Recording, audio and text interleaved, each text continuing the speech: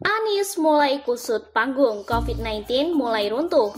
Ditulis oleh Nina Nur di siwar.com. Pada malam pergantian tahun 2020, Anies dengan semangat ikut bernyanyi di atas panggung di pusat kota Jakarta.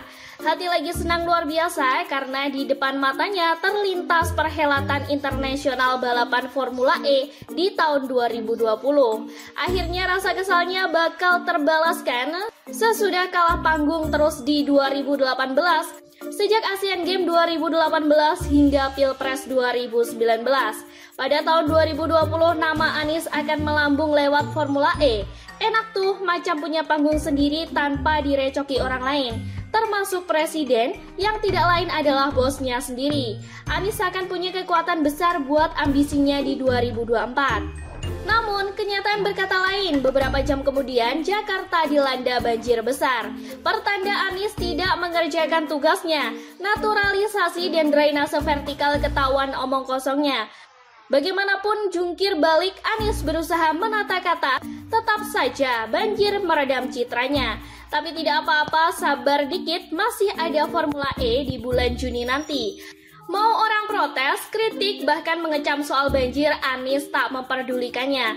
Tak disangka wabah corona datang, Anies yang sedang dihujani kritik soal banjir dan pohon-pohon di Monas sangat sadar bahwa wabah ini bisa dia jadikan sebagai panggung baru untuk melibas isu-isu banjir dan pohon Monas yang merugikan citranya. Anies pun tancap gas, apalagi makin lama makin ada kepastian bahwa Formula E akan jadi blunder besar ketimbang jadi panggung besar yang bisa mengangkat nama Anies.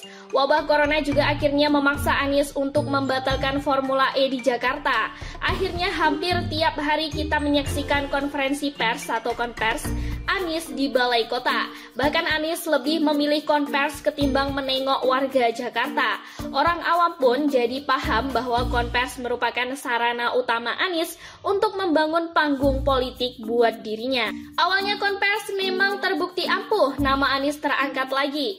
Narasi gubernur rasa presiden pun marak lagi. Tapi gimana ya, namanya panggung dibikin sendiri hanya dengan keahlian menata kata tanpa kerja nyata. Ya rentan runtuh, Anies harus bekerja beneran kalau mau mempertahankan panggung itu.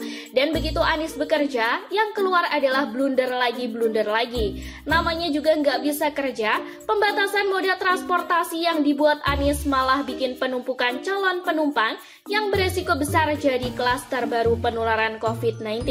Aturan-aturan yang dibikin Anies pun ketahuan tidak betul-betul diawasi penerapannya di lapangan.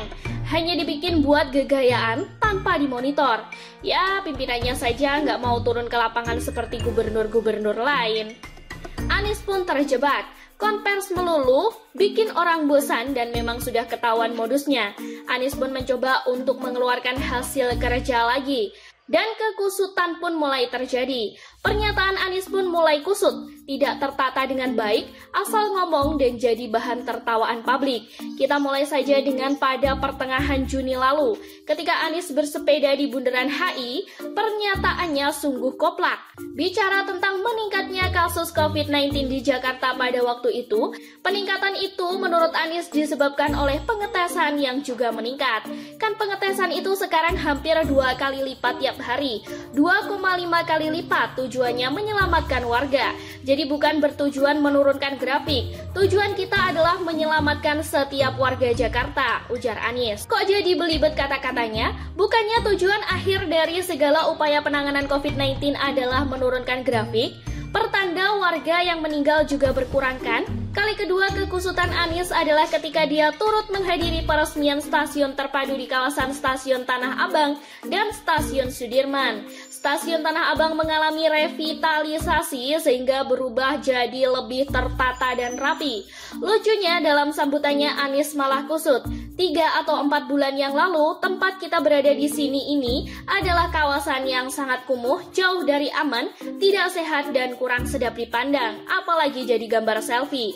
ujar Anies. Ini nih kebiasaan menjelek-jelekan para gubernur sebelumnya. Dia tak sadar bahwa dia sedang menjelek-jelekan dirinya sendiri. Memangnya siapa gubernur DKI pada 3-4 bulan sebelumnya? Kan dia sendiri. Kebijakan Anies membuka lagi CFD atau Car Free Day pun juga bisa dianggap sebagai bagian dari kekusutan pemikiran Anies. Di pasar saja orang-orang masih bandel. Gimana di CFD? Bukannya meminta dan mengawasi agar warganya taat pada protokol kesehatan, Anies malah menyediakan tempat dan memancing warga agar berkerumun. Warga pun membeludak mendatangi lokasi kawasan CFD. Kalau sudah ramai begitu, siapa yang bisa menjamin semua warga menaati protokol kesehatan dengan memakai masker dan jaga jarak? Anies gitu? Akhirnya CFD pun jadi sorotan. Bahkan langsung mendapatkan kritik yang diucapkan oleh jubir pemerintahan untuk COVID-19, Ahmad Yuryanto. Makin kusut kan? Makanya, pilihlah pemimpin yang bisa kerja, yang jelas tujuannya yakni untuk melayani rakyatnya, bukan untuk membuat panggung politik buat dirinya sendiri. Segalanya hanya jadi panggung. Patung bambu jadi panggung, pohon-pohon bagus ditebang buat jadi panggung, yang akhirnya nggak jadi dipakai juga kan? Wabah penyakit jadi panggung, tapi hasil kerjanya minimalis.